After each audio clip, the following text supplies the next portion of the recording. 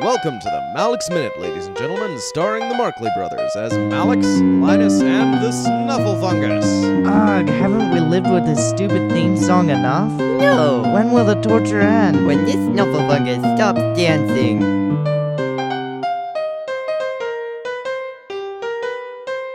Welcome to the Malex Minute, ladies and gentlemen. I'm Malex, and I'm hosting the show today. At least you're trying very hard. Linus, what are you implying now? Nothing you would understand. I have keys! So you do, Snufflefungus, so you do. How do you have keys? You don't own anything valuable.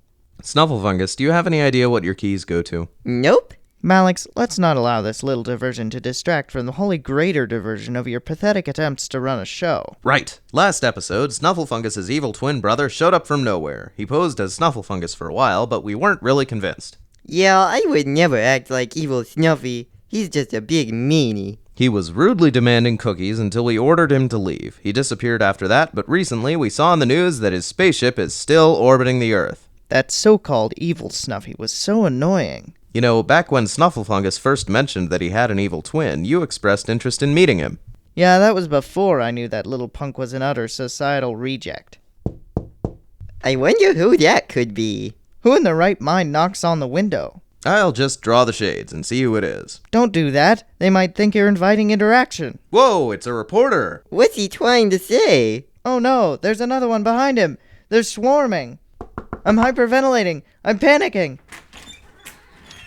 Do you know whether the evil twin dog that showed up at your house last week was feral? Is it true that you were paying it off in cookies? Where's the creature now? And do you have dandruff? Did this fuzzball look like a creation of Tim Burton? What is your opinion on fleas? Is it true that you had insecurities as a boy due to a psychotic fear of orangutans? Do the exponentially increasing gas prices have a connection with this mysterious furry beast? Is it true that you now have an uncanny desire to travel to a place named after the devil? Hey Mushmouth, is it true that you were named creature with the largest gaping pit of a mouth in your high school yearbook? Ah!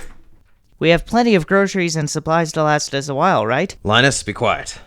Aw, but why don't we answer their questions? We'll be on the TV. We'll be famous. We'll drown. Snuffy, I'm just not prepared to spend my time today answering their questions. I'm at home.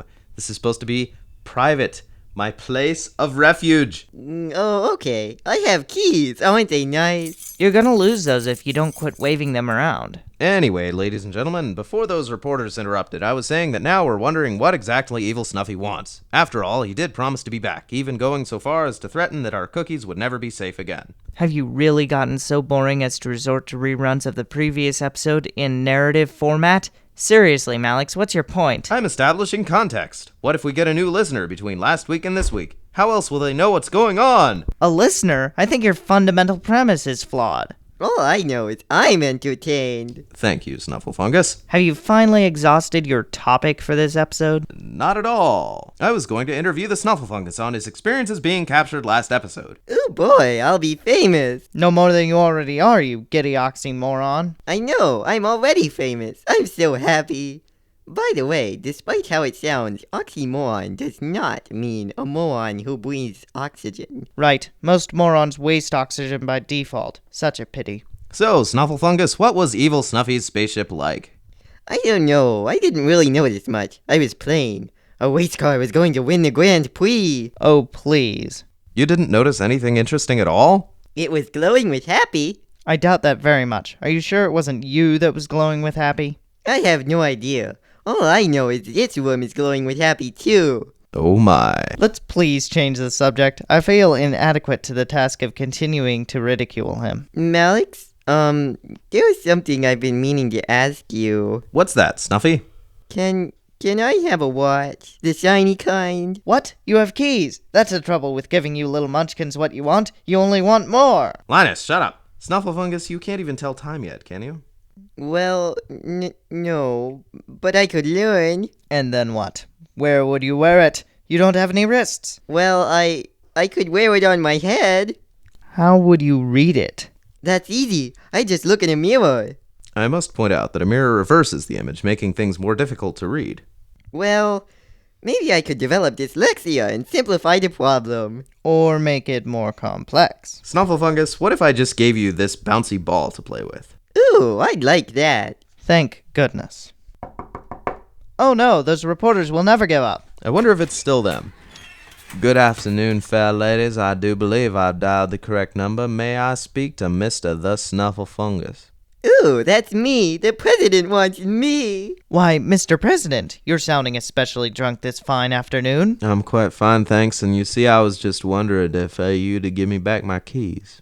Oh, you mean these? Well said, if I do say so myself. Now, see, I was just trying to get into, White House City Hall thingamajigga, and I just remembered I had forgotten to remember that I had given my keys to you. Snuffy has the keys to the White House? A slight undersight, if you'll pardon the buzzing.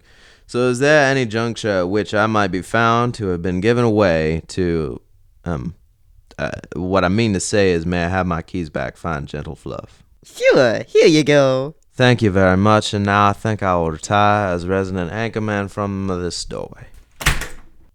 Well, I'm quite speechless. I think we'd better end this before anything else happens. Thank you very much for listening to this episode, ladies and gentlemen, and we hope you'll join us again next week on the Malex Minute.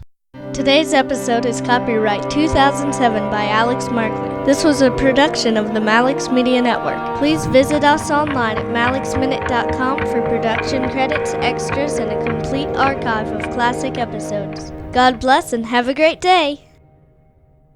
Did this fuzzball look like a creation of Tim Burton? What is your opinion on fleas? Is it true that you had insecurities as a boy due to a psychotic fear of orangutans? Orangutans, that's the Apple version. Wow. It's what they're calling their ringtones now.